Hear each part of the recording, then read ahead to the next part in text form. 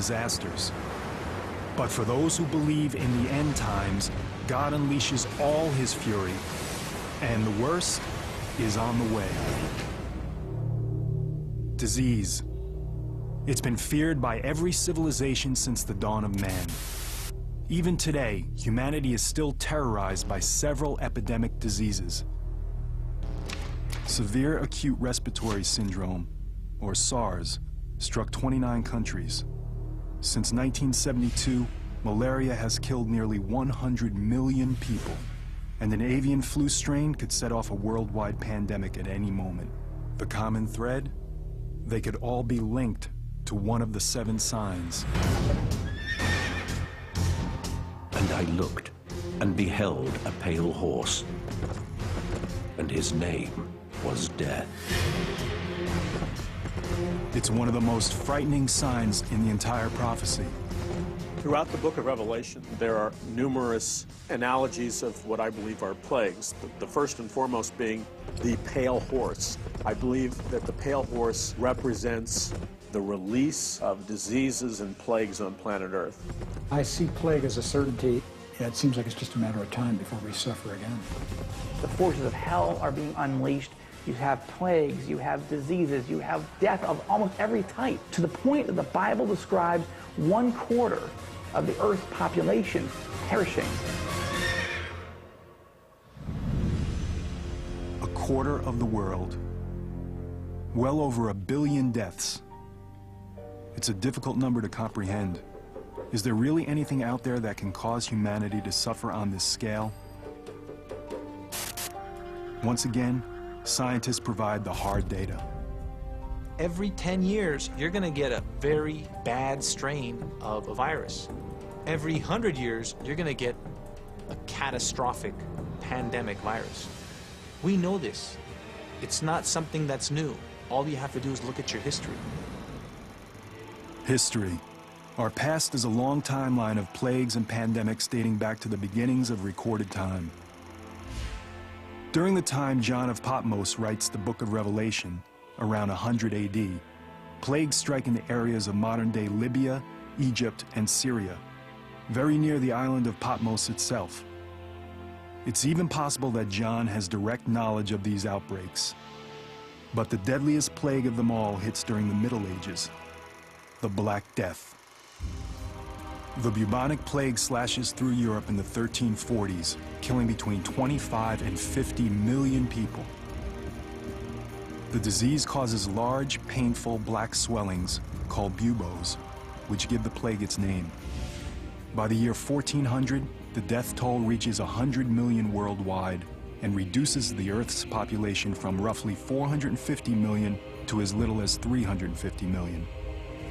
As might happen today, some victims looked for answers in the Bible and believed the plague to be the punishment of a wrathful God. The Black Death was invested with spiritual meanings at the time that Europeans were afflicted by this plague. It was the classic form of punishment that God brings down on earth, not only in Revelation, but even in the account of the 10 plagues in Egypt during the Exodus. So the use of plague as evidence of God's displeasure is an old tradition and can be found very prominently in the book of Revelation. As survivors gain immunity, the Black Death recedes. But fear of the killer bug continues for centuries. The worst pandemic in modern times begins in 1918, just as the most destructive war in human history is ending. Doctors call it the Spanish flu. It's a deadly influenza that sweeps the world and kills an estimated 20 to 100 million people, making the Spanish flu more than twice as deadly as World War I. It's not really known where it actually started, but what we now think happened is that an avian bird flu virus mutated where it could be transmitted from person to person and just spread throughout the world very rapidly. An avian virus. If it sounds familiar, it should. Today, scientists are worried about another avian flu strand, a virus called H5. And this time, the danger is even greater. If that virus mutates and now can actually infect humans and be transmitted from human to human, that's a grand disaster. We're talking 50, 100, 150 million people can die from this.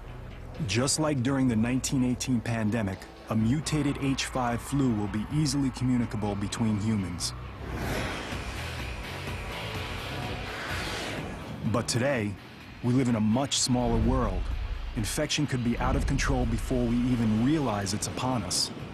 We have created the highway for these bugs to go all over the world on a day-to-day basis. Person gets on a plane who is incubating a pandemic influenza, has a 2-day incubation period. They arrive somewhere else in the world that doesn't suspect that a pandemic has started, and transmission could be going on for a while before it's detected. And this could be happening in multiple areas of the world. Just the amount of people coming through LAX, how quickly can one person infect everybody else on that plane, and then all of us around them walk through the gates of LAX, and everybody who comes into contact with us is then exposed. Then I go home and my family and my daily life. Once that happens, we have no immunity. We have nothing. The symptoms of H5 start off innocuously enough that an infected person might not have any idea of the danger.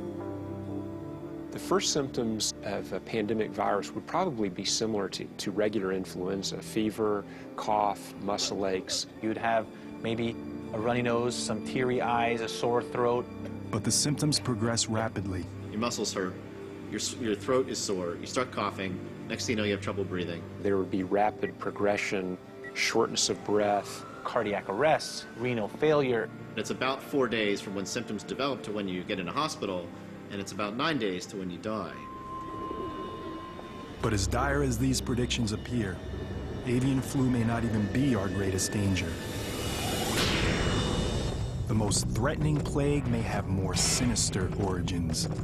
The pale horse, I believe, represents death, but I believe it represents a specific kind of death, and I believe it represents the death that would come from biological warfare, either through an act of terrorism, through a security breach, through military conflict.